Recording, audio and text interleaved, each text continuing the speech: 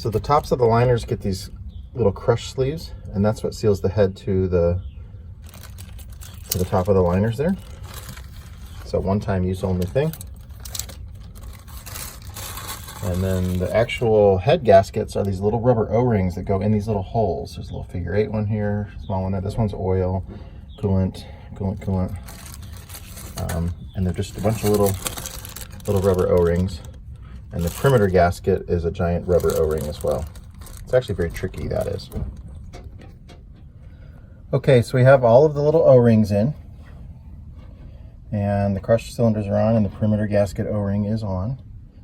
And we put a little grease under it to help hold it into place.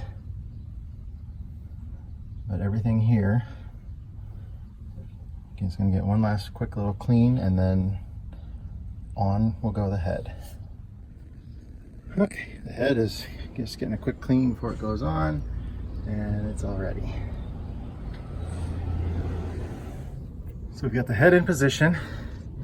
So I didn't have to jack it up so high. We removed the studs out of the block, and then once we got into position, I have a couple of studs that I made slotted screwdriver ends on the end that I use as like a guide stud now. So there's 2 of those in there, so it'll set down perfectly straight.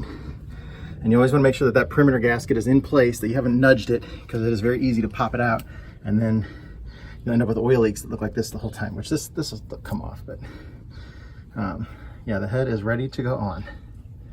You got everything in there looking good.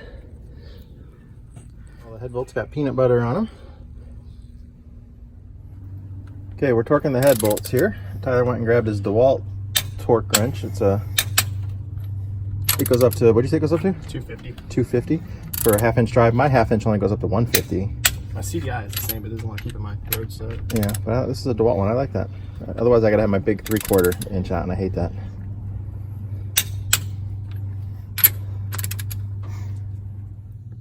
These are really a one-time use washer on the bottom of these are the leak, so we're replacing them with new ones. So Tyler's taking them off with a pair of vice grips because they don't just come off. And getting them set up with the new ones. All right, so we're gonna mix up so the A's and C's are never next to, or the C's aren't next to each other. So the firing order on this being a left-handed 671 is 142635. So we're gonna go number 1 with a C, Number 6. and then number 6 with a C. So we'll have 1 C, and then 4 will be an A. Yeah. 2, or do you want to do a B? No, we'll do an A following it, so it's a lighter one. Okay, yeah, so we're gonna go lighter, heavier, and spread them out. So when you're installing the rack, you need to make sure that these end pieces get perfectly square. If you have them off kilter a little bit, it'll bind on here. So when you're snugging them up, make sure that you're able to get the rack to return back to its position as you're doing it. If you've got it bound, it'll stop and it won't come back out.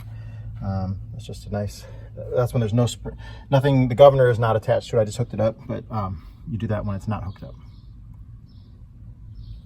Together. And probably gonna be starting here in the next 20-30 minutes. I just need to prime the fuel system, which the fuel system's all hooked up. I have an electric priming pump, so that's no big deal to prime it. Coolant is in it, oil is in it. I'm gonna put the shutdown flapper on it this time, so I don't have a runaway that I can't control. Got to hook the batteries back up in order to turn my pump on, so that's one thing. And then I need to run the rack still, so I got to go through and set my fingers, and then set the fuel injectors, and set the exhaust valves. Ones that I've done just makes it easier for a reference point to know, even though I'm going in the firing order. This is a 2-valve head, so you use a .013 to set the exhaust valve clearance, and then once you tighten it down, the .013 will no longer fit, and a .011 will pass through. So those are the two that you use for a 2-valve head, 013, 011. Got 2 of them done right now. I'm gonna go through and do this, and then I'm gonna set my injectors with the snap-on tool, and then I just got to go run the rack set the fingers, be good to go. So the reason I like the dial gauge so much is when I go to actually tighten the injector, the rocker here, as I tighten it, you can see it change, and it's no longer 1.460, which is, I actually set it with the pin first. So I loosen it back up.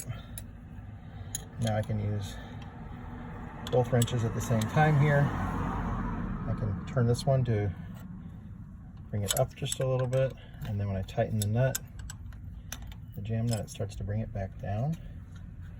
And I can do this in real time as I'm doing it.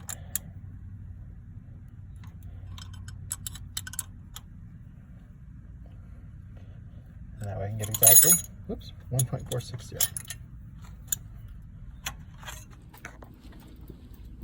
Tyler's going to turn it over. I'm going to do it for about 5 seconds in the off position. I have vice grips on the rack, and I also have a working flapper hooked up in case something goes horribly wrong. We have primed the fuel system, so we should be able to get a start.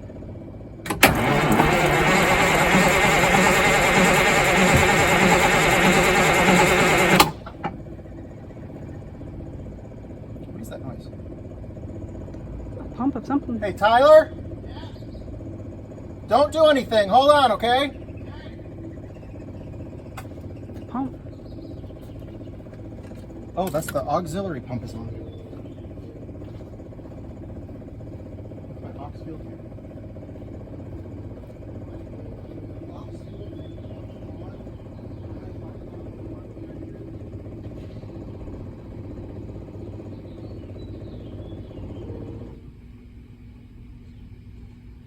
Shut it off? Yeah. Okay. Wait for me to get back there. Easy boy. Just got his finger on the button. He's excited.